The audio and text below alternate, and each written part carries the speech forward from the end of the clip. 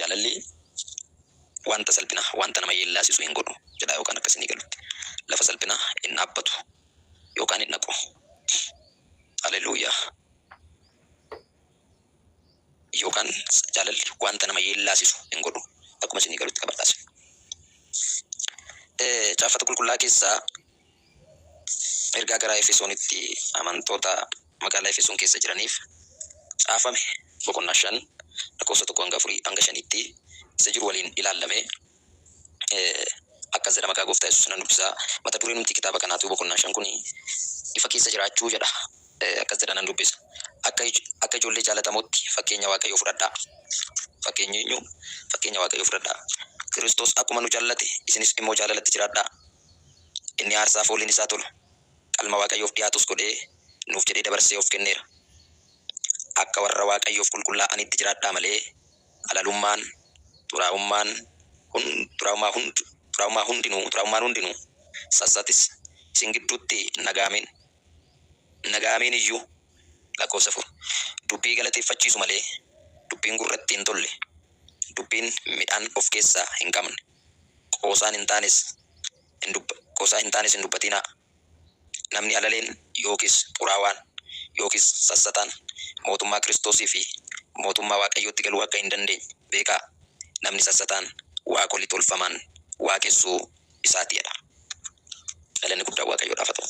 Egaa waa'ee jaalalaa ilaalaa kan jiru jalatti jaalalli wanta hin goone yookaan isitti hin gammanne keessaa jaalalli salphinatti hin gammadu, jaalalli lafa salphinaan dhaabbatu, jaalalli lafa salphinaa hin buufatu, jaalalli lafa salphinaatti boqotee taa'uu hin danda'u. Jaalalli xuraa'ummaatti, halalummaatti, sassatatti isaan kanatti akka hin gamman macaafti qulqulluun keenya nutti hima.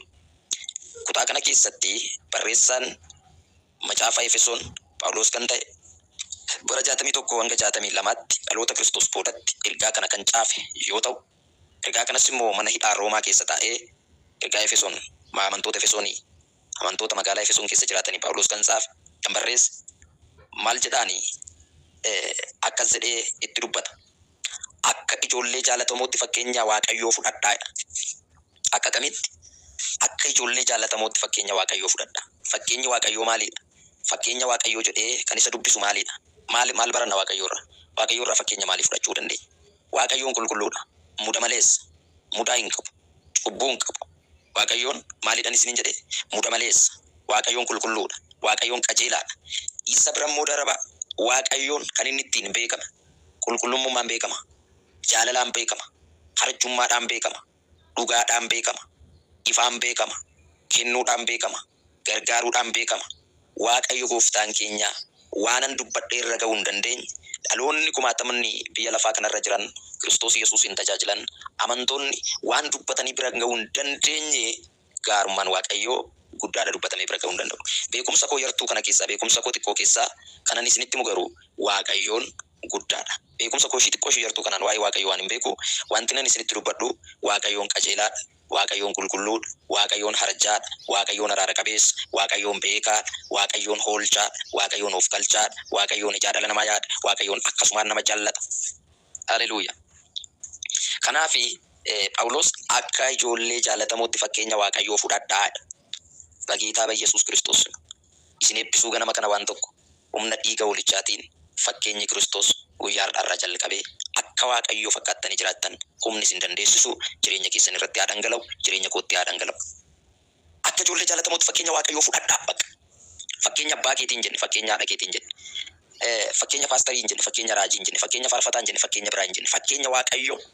Haleluuyaa. Fakkeenya Waaqayyoo fudhadhaa. Isa fakkaadhaa. Akka isaatti jiraadhaa. Akka isaatti jaalalatti jiraadhaa. Akka isaatti jaalala duukaa bu'aa. Akka isaatti jaalala barbaadaa jedha. Guddaadha Waaqayyoo. Ayyaanni isinuuf haa baay'atu. Kiristoos akkuma nu jaallate isinis immoo jaalalatti jiraadhaa. Waa'ee jaalalaati. Hundeen barumsa keenyaa kun waa'ee jaalalaati mitiire. Kiristoos akkuma nu jaallate maal ta'a? Jaalalatti jiraadhaa. Fakkeenya Kiristoos fudhadhaa. Kiristoos akkuma nu jaallate maal ta'a? Jaalalatti jiraadhaa. Kiristoos nu jaallachuu isaatiin lubbuu isaa dabarsee nuuf kenne amma du'a fannootti jedheera. Kanaan dura baranneera barumsuma keenya. Waa'ee jaalala iddoo ga'ee eenyutu nu jaallate wanta jedhu waa'ee Kiristoos irratti kaasee isin barsiiseera. Kiristoos akkuma nu jaallate isinis immoo jaalalatti jiraadhaa. Isa kanarra baay'entu. Isin aarsaa fooliin isaa tolu qalma Waaqayyoof dhiyaatus godhee of godheenuuf jedhee dabarsee of kenneera. Eenyuun? Kiristoos. Isinis kana maal ta'a? Fakkeenya isaa fudhadhaa. Lakkoofsa 3. Warra Waaqayyoof qulqullaa'anitti akka warra Waaqayyoof qulqullaa'anitti jiraadhaa malee. Alaashii kana sirriitti na qaba. Obboleessa ofii jibbuun cubbuudha jedheetii kanaan dura dubbadheera. Sirriitti akkasii galuun barbaada. Barataa kan jirru jaalalli lafa salphinaa hin dhaabbatu yookaanis waan salphinaatti hin gammadu jenneera. Akka warra Waaqayyoof qulqullaa'anitti jiraadhaa malee jedhagaa Phaawulos. Macaafa qulqulluu takka nuun jedha. Caaffata qulqullaa keenya isa nuti amannu takka nuun jedha. Isa nuti irraa dubbifannu isa jireenya nuu ta'e takkas nuun jedha. Akka warra Waaqayyoof qulqullaa'anitti jiraadhaa malee. Haleluuyaa.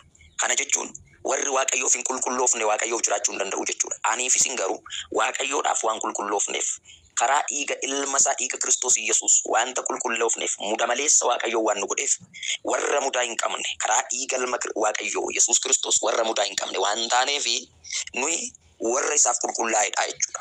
Kanaaf kan inni akkasitti dubbatuuf maal jedhee akka warra Waaqayyoof qulqullaa'anitti jiraadhaa malee maal hin ta'inaa itti fufu. Tokko halalummaan, lama xuraa'ummaan, hundinuus sassati isin gidduutti hin dhaga'ameen iyyuudha jedheeta. Eenyu gorsa? Amantoota magaalaa Efesoon keessa jiran kiristaanota akka keenya akkuma keenya kana warra Waaqa waaqeffatan turan isaanis akkas jedheet amantoota kanaatti dhaamsa dhaama. Yaa firoota koo jedha, yaa obboloota koodha, anis har'a waan tokkoon isinitti hima. Anis dhaamsa tokkoon carraan argadhe kanaan sitti dubbadha fira ko.